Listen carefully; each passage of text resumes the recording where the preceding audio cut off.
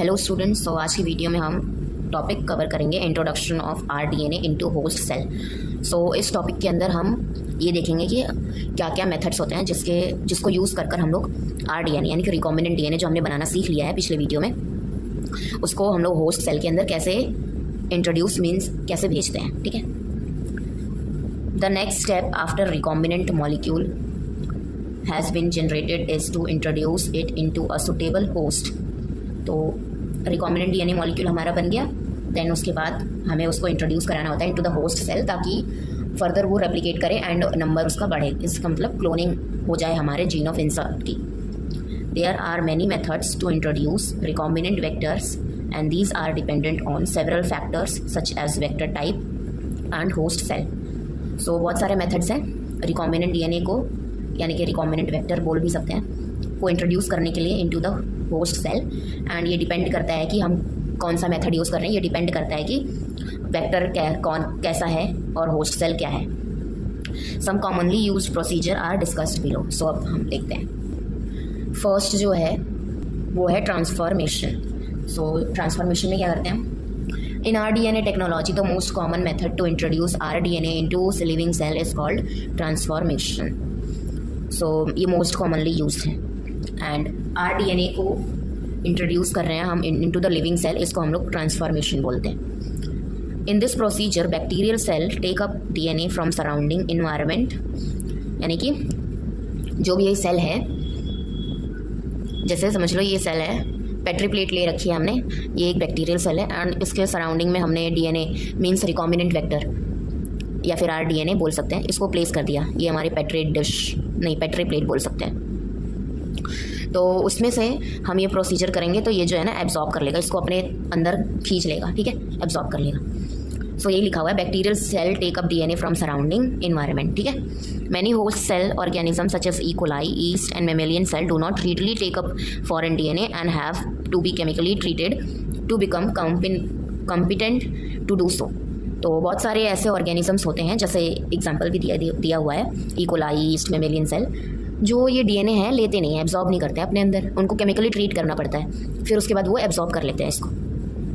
सो एक एग्जांपल दिया हुआ है इसमें इन 1970, ये याद रखना है, बहुत मेन है।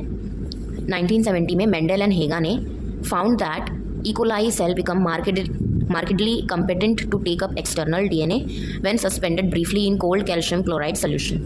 तो ये ऐसे ही लर्न कर लेना। ये जो मेंडल एंड हेगा है, इन्होंने 1970 में ये डिस्कवर किया कि ई कोलाई जो है ये इसको यानी कि आउटसाइड जो डीएनए है आर डीएनए इसको ले लेता है। जब हम ये सेल है जो ई कोलाई है इसको हम लोग ट्रीट कराते हैं with cold calcium chloride solution, तो ये जो रिकॉम्बिनेंट वेक्टर है या फिर डीएनए है उसको अपने अंदर ले लेता है, एब्जॉर्ब कर लेता है। ठीक है, तो ये हो गया ट्रांसफॉर्मेशन। इसका सिंपल सा मतलब याद रखना, introduce r DNA into living cell, transformation. Next method है transfection. Another method to transfer rDNA into host cell involve mixing the foreign DNA with charged substance like calcium phosphate, cationic liposome or dextran and overlaying on recipient host cell. So इस method में जो हमारा rDNA है means recombinant vector या फिर recombinant DNA, इसको हम लोग होस्ट सेल में इंसर्ट करने के लिए हम लोग जो ये फॉरेन डीएनए है उसको हम लोग मिक्स कर देते हैं विद चार्ज्ड सब्सटेंस। जो एग्जांपल दिए हुए हैं यहाँ पे कैल्शियम फॉस्फेट, कैटाइनिक लिपोसोम और DEAE डेक्स्ट्रान, और फिर उसको चार्ज्ड सब्सटेंस के साथ मिक्स करने के बाद उसको होस्ट सेल जो होता है उसके ऊपर हम लोग उसको रख देते हैं चार्ज्ड फॉरेन डीएनए को, एंड देन वो जो है होस्ट सेल वो उस डीएनए को टेकअप कर लेता है, यानी कि उस डीएनए को एब्जॉर्ब कर लेता है अपने अंदर। Host cell take up the DNA in a process called transfection. तो इस प्रोसेस से ट्रांसफेक्शन के प्रोसेस से होस्ट सेल जो है वो डीएनए को ले रहा है, इसीलिए इस प्रोसेस का नाम भी हमने ट्रांसफेक्शन रख दिया। सो इतना डीप में जाने की ज़रूरत नहीं है, ये जो नेम दिए हुए हैं इन सबको लर्न कर लो। देन नेक्स्ट है इलेक्ट्रोपोरेशन। ये इस मेथड में हम लोग इलेक्ट्रिक करंट का यूज़ करते हैं to create transient microscopic pores.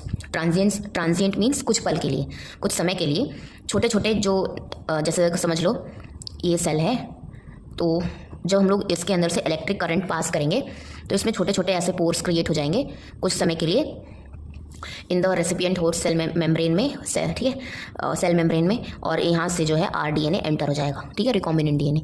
सो ये तो काफ़ी इजी था। इलेक्ट्रोपोरेशन नाम से पता चल रहा है इसमें इलेक्ट्रिक का यूज़ हो रहा है, मीन्स इलेक्ट्रिक करंट का। Now next is the micro injection.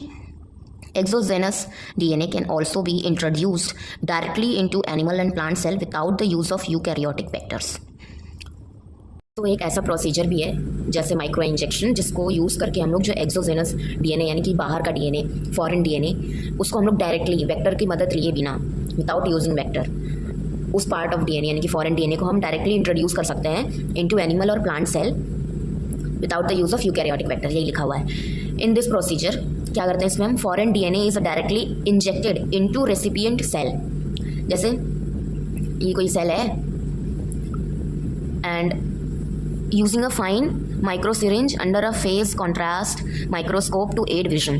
तो ये माइक्रोस्कोप यूज़ करते हैं, फेज कॉन्ट्रैक्ट माइक्रोस्कोप, एंड इसमें फाइन माइक्रो सिरिंज, एक पतली सी सुई होती है जिसको लेकर इसको डायरेक्टली जो फॉरेन डीएनए है उस सुई में लेकर, मतलब उस इंजेक्शन में लेकर, सिरिंज में लेकर उसको डायरेक्टली ऐसे इंजेक्ट कर देते हैं सेल के अंदर, ठीक है। तो ये हो गया हमारा माइक्रो इंजेक्शन, एंड इससे भी नाम से ही पता चल रहा है तो फिर लर्न तो हो ही जाएगा। नाउ नेक्स्ट है बायोलिस्टिक। इसमें हम लोग गन का यूज़ करते हैं और ऐसे फायर करते हैं एंड वो सेल के सेल मेम्ब्रेन को चीर फाड़ कर अंदर चला जाता है, मतलब ऐसा ही है कुछ। A remarkable method that has been developed to introduce foreign DNA into mainly plant cell. Mainly plant cell क्यों लिखा हुआ है, क्योंकि प्लांट सेल के अंदर एक एक्स्ट्रा कवरिंग होती है सेल वॉल की, जो बहुत हार्ड होती है। सो बायोलिस्टिक हम मेनली जो है यूज़ करते हैं प्लांट सेल में, क्योंकि उसके पास एक एक्स्ट्रा कवरिंग होती है सेल वॉल जो बहुत हार्ड होती है। Is by using a gene और पार्टिकल गन। सो जीन गन भी होती है, पार्टिकल गन भी बोल सकते हैं, उसको यूज़ करके हम लोग इंट्रोड्यूस करते हैं foreign DNA into plant cell. Now microscopic particles of gold or tungsten are coated with DNA of interest and bombarded into cell with a device much like a particle gun. So बहुत छोटी सी एक gun होती है जिसमें क्या बोलते हैं, microscopic particles of gold के ऊपर जो ये डीएनए है हमारा फॉरेन डीएनए, उसको रैप करके, मतलब ना उसको फोल्ड करके रखते, जैसे हिस्टोन प्रोटीन देखा है हमने, उसके ऊपर वो, मतलब समझ लो कुछ कोई बॉल जैसा है एंड उसके ऊपर कुछ लपेट कर, जैसे हाँ जो फॉरेन डीएनए है उसमें हम लपेट कर बॉम्बार्ड करा देते हैं ऑन द सेल। तो एक गन से हम फायर करेंगे तो ये सीधे जाकर अंदर चला जाएगा सेल का, ठीक है।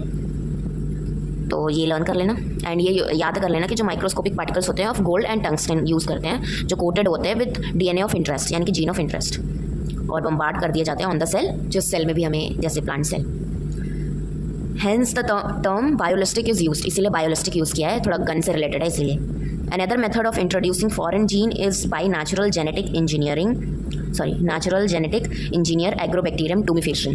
Agrobacterium tumefacium हमें पता है ये प्लांट को इफेक्ट करता है, प्लांट के सेल्स को।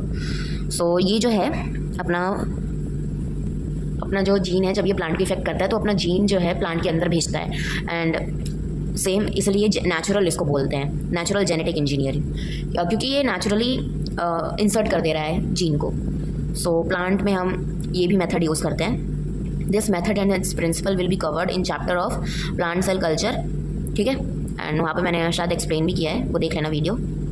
नहीं तो इसमें बस यही है कि जो एग्रोबैक्टीरियम टूमेफेशियन है ये इन्फेक्ट करता है प्लांट सेल को। तो ये जो है ना अपना जो भी इन्फेक्शन वाला डीएनए सीक्वेंस होता है वो प्लांट सेल के अंदर भेजता है। सो इस मैकेनिज्म को यूज़ करके हम लोग अपना फॉरेन जीन ऑफ इंसर्ट, यानी कि जो भी हमारा इंसर्ट है जीन ऑफ इंटरेस्ट, उसको भी इंसर्ट कर सकते हैं, इसलिए इसको नेचुरल जेनेटिक इंजीनियरिंग बोलते हैं, इंजीनियर बोलते हैं एग्रोबैक्टीरियम टूमेफेशियन को, ठीक है। So thank you so much, और कोई डाउट होगा तो कमेंट सेक्शन में पूछ लेना। नेक्स्ट वीडियो में हम आइडेंटिफिकेशन ऑफ रिकॉम्बिनेंट एंड आगे के टॉपिक्स कवर करेंगे। Thank you.